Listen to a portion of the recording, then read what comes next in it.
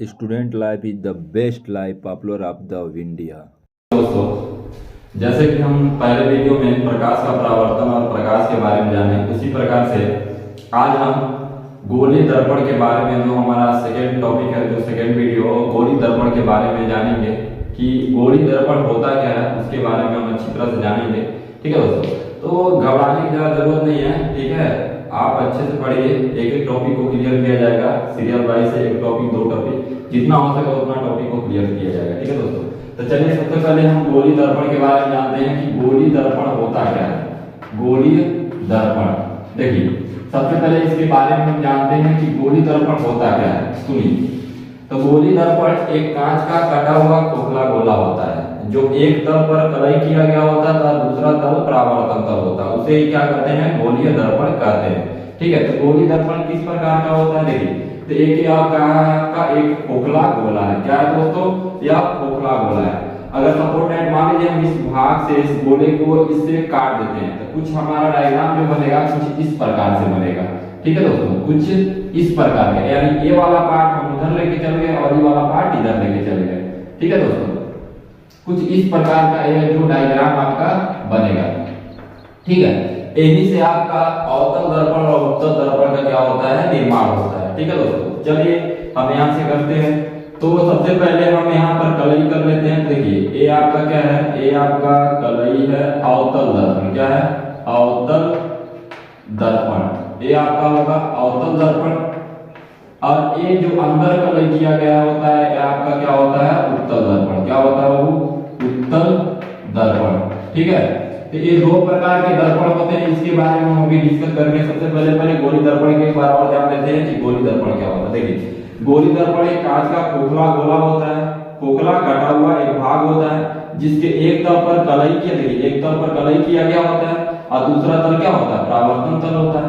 Same condition यहाँ पर उत्तल दर्पण में, इसके अंदर कलई किया गया होता है और बाहर वाला तल क्या होता है, परावर्तन तल होता है दोस्तों। ठीक है, तो ये था आपका गोलीय दर्पण। ठीक है, अब उसके बाद हम जानते हैं कि अवतल दर्पण क्या होता है। अवतल दर्पण क्या होता है दोस्तों, अवतल दर्पण। अवतल दर्पण किसे कहते हैं और उत्तल दर्पण किसे कहते हैं, दोनों के बारे में हम जानेंगे। ठीक है, दोनों हो गए, अवतल दर्पण और उत्तल दर्पण। देखिए ये आपका क्या होता है, अवतल दर्पण। तो अवतल दर्पण किसे कहते हैं, वह दर्पण जिसके बाहरी तल पर कलई किया गया होता है, वो आपका क्या होता है, अवतल दर्पण होता है। अंदर वाला तल क्या होता है, परावर्तन तल होता है। अंदर वाला तल क्या होता है, परावर्तन तल होता है। क्या होता है, परावर्तन। ये वाला जो तल होता है अंदर का, परावर्तन तल होता है। अब देखिए अवतल दर्पण किसे कहते हैं कि वह दर्पण जिसके बाहरी वाले तल पर क्या किया गया होता है, कलई किया गया होता है, और अंदर वाले तल क्या होते हैं, परावर्तन तल होते हैं, उसे अवतल दर्पण कहते हैं। उत्तल दर्पण क्या होता है दोस्तों, उत्तल दर्पण से इसका अपोजिट, तो जो उसके अंदर कलई किया गया होगा, क्या किया गया होगा, जो उसके अंदर कलई किया गया होगा वो क्या होगा, आपका उत्तल दर्पण होगा।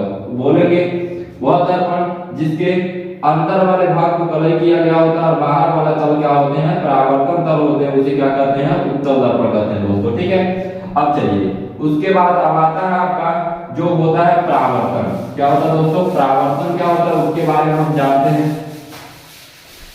इसके बारे में देखिए, जब से अब गोलीय दर्पण हम जैसे पढ़ते हैं, ठीक है, तो देखिए ये आपका दर्पण है एक प्रकार का, हम मान लेते हैं या अवतल दर्पण है। क्या दोस्तों, अवतल दर्पण। देखिए प्रतिबिंब और दूसरा है आभासी प्रतिबिंब। प्रतिबिंब किसे कहते हैं उसके बारे में हम पहले डिस्कस कर लेते हैं कि प्रतिबिंब होता क्या है। ठीक है, सपोज दैट हमारे घर में जो शीशा होते हैं, दो शीशा जो होता है उसी को हम दर्पण बोलते हैं बाबू। ठीक है, तो देखिए जब हम शीशा के सामने या दर्पण के सामने खड़े होते हैं, तो हमारा जो इमेज, हमारा जो प्रतिबिंब होता है या उस दर्पण में क्या हो जाता है, बन जाता है। तो देखिए प्रतिबिंब किसे कहते हैं, तो जब प्रकाश किसी वस्तु पर पड़ता है, जब प्रकाश किसी वस्तु पर पड़ता है तो उसका रूप दर्पण के बीच, दर्पण में या दर्पण के दूसरे साइड में जो बनता है उसे ही क्या कहते हैं, प्रतिबिंब कहते हैं। या एक शब्द में ऐसे कह सकते हैं कि हम जब प्रतिबिंब जब दर्पण के सामने जब खड़ा होते हैं, तो जो हमारा इमेज दर्पण में बनता है उसे ही क्या कहते हैं, प्रतिबिंब कहते हैं दोस्तों। या ऐसे बोल सकते हैं कि जब हम किसी वस्तु पर जब प्रकाश पड़ता है तो उसका रूप दर्पण में जो बनता है वो क्या कहलाता है? प्रतिबिंब कहलाता है दोस्तों। ठीक है, प्रतिबिंब कितने प्रकार के होते हैं? प्रतिबिंब दो प्रकार के होते हैं। पहला होता है वास्तविक प्रतिबिंब और दूसरा होता है आभासी प्रतिबिंब। देखिए, वास्तविक प्रतिबिंब यानी रियल इमेज, आभासी यानी वर्चुअल इमेज होता है। ठीक है, अब वास्तविक प्रतिबिंब क्या होता है, किसे कहते हैं?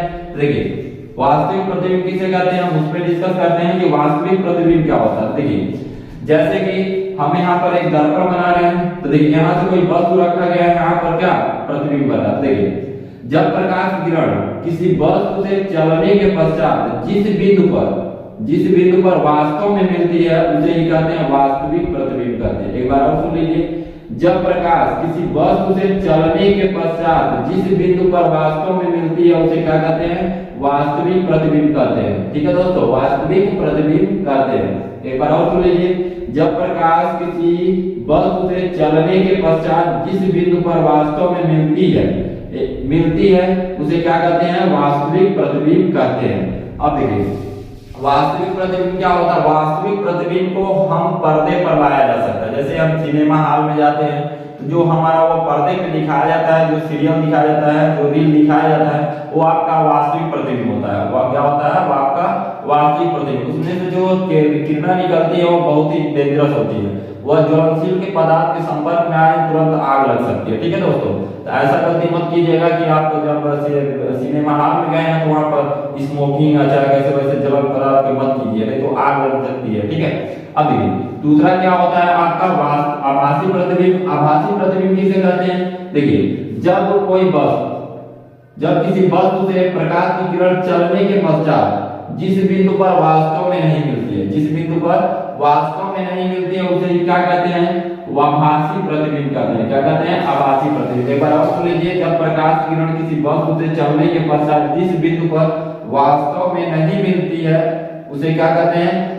आभासी प्रतिबिंब कहते हैं। इस प्रतिबिंब को हम सिर्फ कैमरे में कैद किया, जैसे हम लोग क्या करते हैं ना कि जैसे फोटो खींचते हैं, किसी भी चीज से जब फोटो खींचते हैं तो क्या होता है? वो आपका आभासी प्रतिबिंब, उसको सिर्फ कैमरे में कैद किया जाता है, उसको पर्दे पर लाया नहीं जा सकता है। ठीक है दोस्तों, तो ये तो हो गए आपके प्रतिबिंब और वास्तविक प्रतिबिंब और आभासी प्रतिबिंब। ठीक है दोस्तों, आते हैं नेक्स्ट टॉपिक। ऐसे ही वीडियो पाना चाहते हैं तो चैनल को सब्सक्राइब तथा अपने दोस्तों को में शेयर कीजिए। देखिए, आप वीडियो स्किप मत कीजिए, वीडियो पूरा देखिए तभी आपको अच्छी तरह समझ आएगा। अगर वीडियो बनाने में कोई त्रुटि हो तो आप कमेंट कर सकते हैं कि ऐसे नहीं बल्कि ऐसे बनाइए, थोड़ा और बेहतरीन तरीके से समझ आए।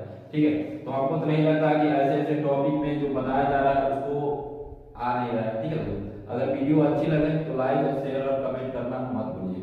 ठीक है, हम बार बार कहते हैं कि बूंद बूंद से घड़ा भरता है। आप जब तक छोटे छोटे बेसिक चीज को नहीं जानेंगे तब तक आपके पास साइंस अच्छी तरह से नहीं नॉलेज होगा। तो उसके साथ साथ खुद पढ़िए और दूसरों को पढ़ाते रहिए। ठीक है, मिलते हैं नेक्स्ट वीडियो में।